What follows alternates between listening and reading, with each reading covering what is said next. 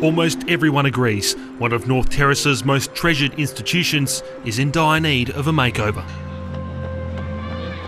So with a new chief executive bringing fresh ideas, a proposed reimagining of the South Australian Museum sparked the interest of many.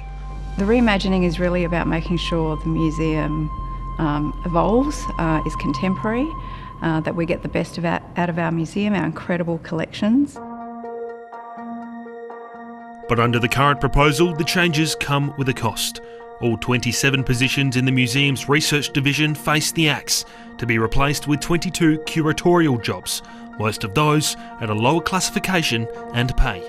A revelation sprung on staff in a February meeting, which ended in tears. To be told via PowerPoint presentation that their jobs were no longer had a place in the new structure was extremely disrespectful. It is obvious to the PSA that this whole restructure is designed to see the exit of very senior, very highly experienced and respected professionals and to replace them with lower paid workers. Do they know better than the 474 years of expertise they want to put on the chopping block? No. Museum staff are unable to speak publicly on the proposed reforms for fear of losing their jobs, but in their wake, an outcry of public support. Former staff, donors and public figures rallied together to protest the changes, drawing the attention of academics around the world. And it's not just the dozens of research projects under threat, but its programs as well.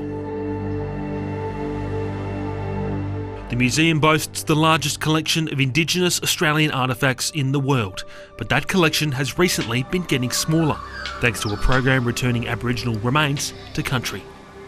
The people that just been in museums, both here and around the world, we rebury them here.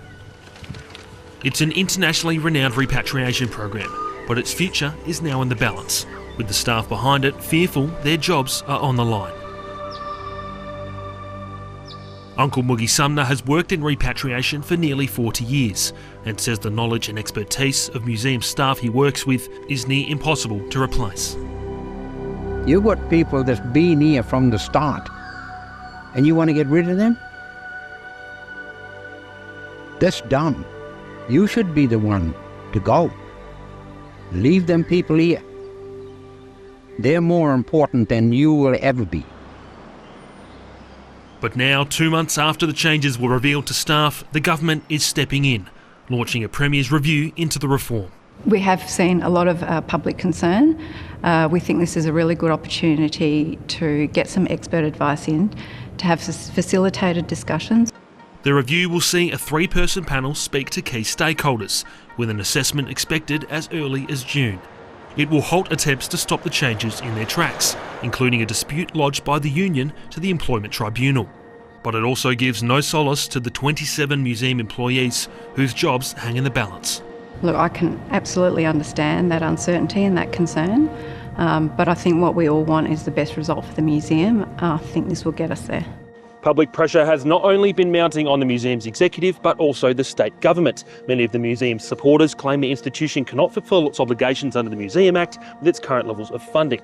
Some even backing in the chief executive for doing what's necessary.